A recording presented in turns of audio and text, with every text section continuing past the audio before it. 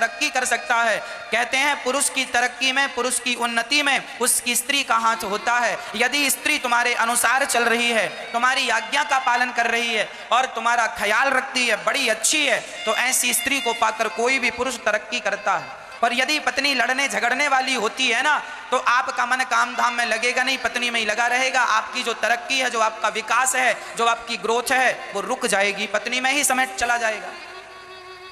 इसीलिए पत्नियों को चाहिए कि वो समझदारी का परिचय दिया करें, पति से झगड़ा ना किया करें। पत्नियां पति से झगड़ा करती हैं तो पति के कारोबार में उस झगड़े का बहुत बड़ा प्रभाव पड़ता है। मैं यहां शांति से बैठा कथा सुना रहा हूं क्योंकि कोई टेंशन नहीं है, और यदि मैं टेंशन लेके कथा सुनाऊं तो क्या आपको बढ़िया सी कथा सुना पाऊंगा? मुझे काम करने के लिए ना फ्री होना चाहिए, हाँ या ना? आप भी फैक्ट्री चलाते हैं, दुकान चलाते हैं, काम करते हैं, तो पुरुषों को घर की तरफ से पत्नियां सब काम संभालें, बच्चों का काम, बेटी का काम, सब घर का काम पत्नियां संभालें। पुरुष खाली रहेगा तो वो अपनी फैक्ट्री को, दुकान को, मकान को बढ़ा सकता है, कारोबार को बढ़ाएगा, इज्जत पद प्रतिष्ठा सब बढ़ेगी। और पति पत्नी में ही लगा रहा।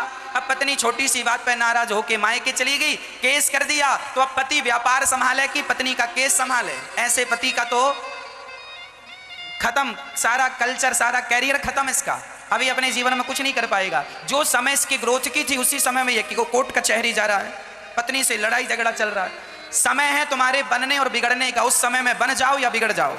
समय दोबारा नहीं आएगा, कान खोल के सुनना। समय एक ही बार आता है जीवन में, उस समय का सदुपयोग कर लो या फिर दुरुपयोग कर लो, मर्जी तुम्हारी। वो समय कभी लौट कर वापस आने वाला नहीं।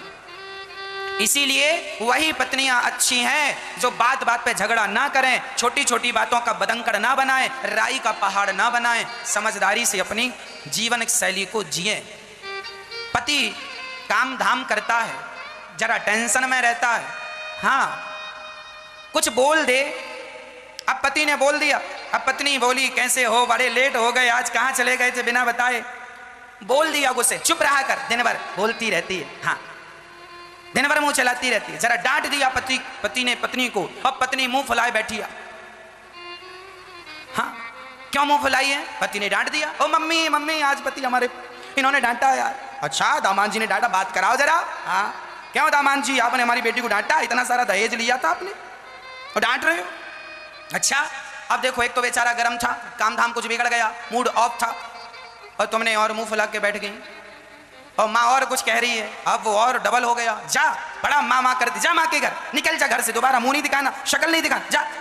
अब मम्मी मुझे निकाल दिया घर से। अब लो झोला उठाई भाग गई मायके। अब क्या हुआ? छोटी सी बात थी, तुमने झगड़ा कर लिया, माँ के घर चली गई।